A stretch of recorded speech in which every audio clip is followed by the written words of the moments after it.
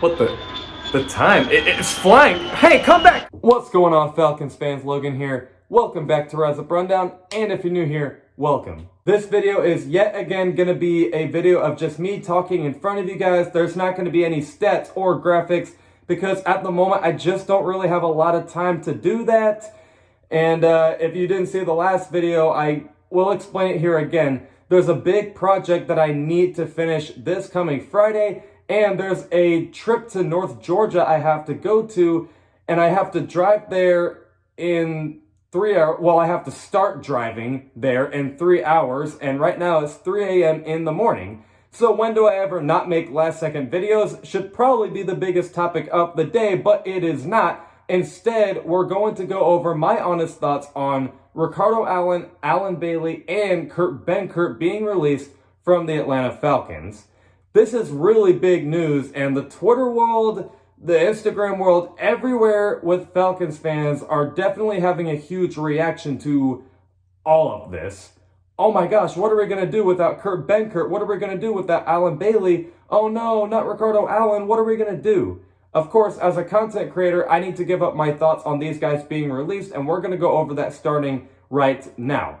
So, let's first go over my thoughts on Ricardo Allen being released. And I know in my previous videos, it seems like every time I talked about Ricardo Allen, it always went something on the lines of, oh, I think he's overrated. He's a good safety, but he's not as good as everyone makes him out to be. I definitely think he's going to get cut. And if you think that's what I'm going to say in this video, that is actually not what I'm going to say in this video. Instead, I'm going to have to say, thank you, Ricardo Allen, for everything you've done. And he really has done a lot here, despite the fact that I always, was a little harsh on him. But for the most part, he worked out in Atlanta. In the first few years in the NFL, he was improving, and everyone's like, okay, give him time. And then I would say from 2015 through 17, that's when he really hit his stride. I mean, he was a really good safety. He studied film. He really knew what he was doing out there. He was a leader. Everyone in the locker room liked him, and they still like him because when the Falcons posted, oh, thank you for everything, Ricardo Allen. All of the players are like, kudos, Ricardo Allen, good job, good luck, blah, blah, blah. So he's a very likable guy. The team really loved to work for him. He's a very hard worker. I don't know if you remember in 2018 when he had that really bad injury and he was out for the season that year, he tried to fight back to play in the 2019 season, and he did. Kudos to him for not giving up after a really bad injury. So he was a hard worker. He studied his film. He was a leader. He was just a very good person and a very good player. And I do appreciate that about Ricardo Allen a lot. And he got a really, really big contract extension in 2018. But unfortunately for him, ever since he got that 2018 contract extension, he never really did anything for the team. Like in 2018, he was out for the year with an injury. 2019, just not a very good year for him. And then in 2020, I think everyone kind of caught on to it. I don't know if we should keep Ricardo Allen. So, unfortunately, things just simply didn't work out for him. Now, I think he could be a good safety for another team. I don't really know any teams that desperately need a safety at the moment. But Ricardo Allen, I think he will be signed to another team. I don't think he's just going to retire or anything. I think surely he's probably going to go to a different team. I just don't know what. But best of luck to Ricardo Allen. And whoever picks him up, I think he'll have a pretty good player. The other player I wanted to talk about is Allen Bailey. This player, I definitely did not really, have any positive things to say.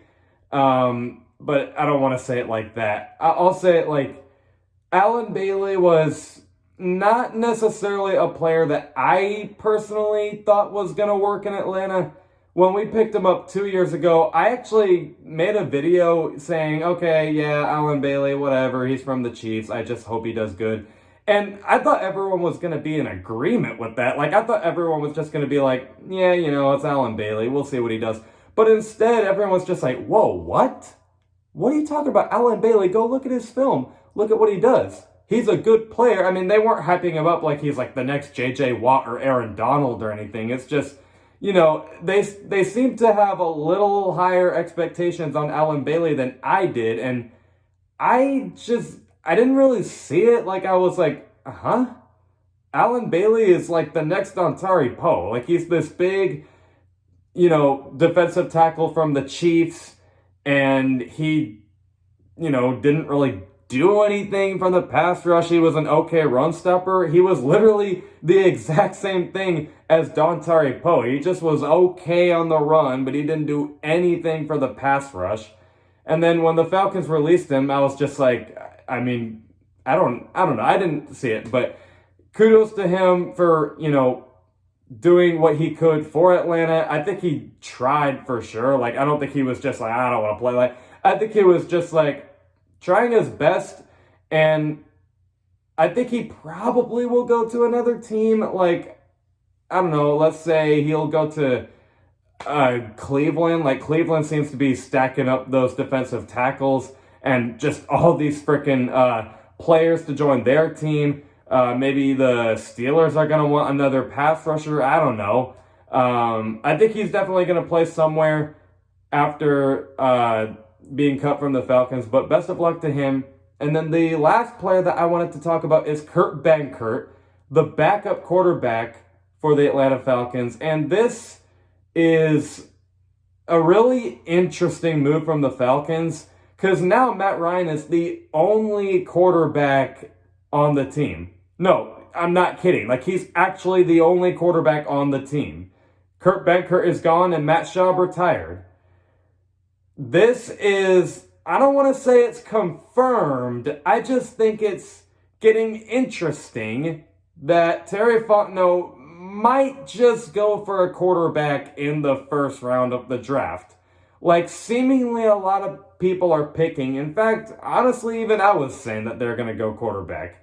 I don't know if they confirmed they're getting a quarterback just because they released Benkert, but it's getting really interesting because surely the Falcons are not just going to, get some terrible backup, even with Matt Ryan as the quarterback number one. Like, if they really do want to win now, which to me, I actually don't think they're trying to do. I think they're actually trying to build for the future because there's only 5 players from that 2016 team, 5 starters, I should say. There's only 5 starters that are still with us. Think about all those players that left. I don't think they're trying to go all in. I think they're actually trying to build for the future.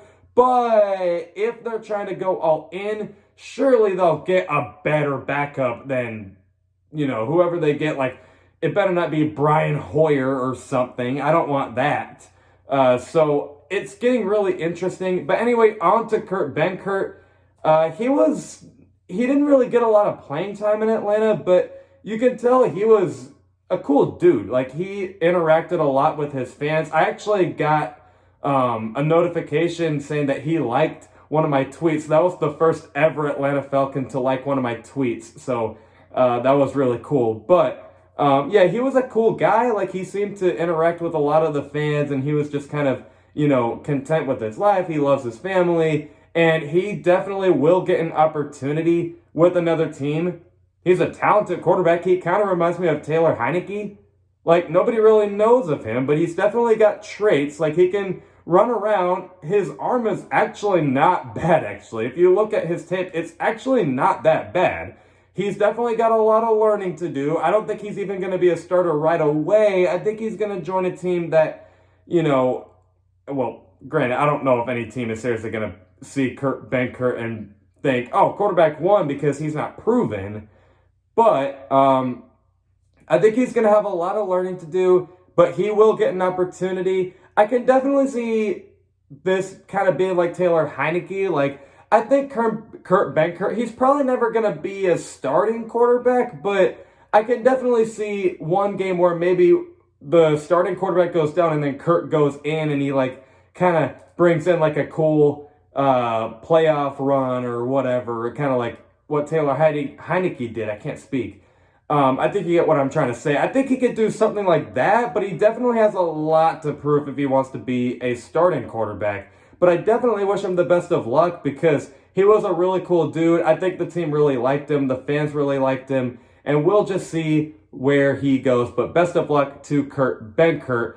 And that is all I have to say. Let me know what you guys think in the comments below. I will see you guys with a video maybe next week, maybe not. I'll let you guys know in the community tab or on my social media links down below. Okay, love and appreciate you all for the support, and as always, rise up.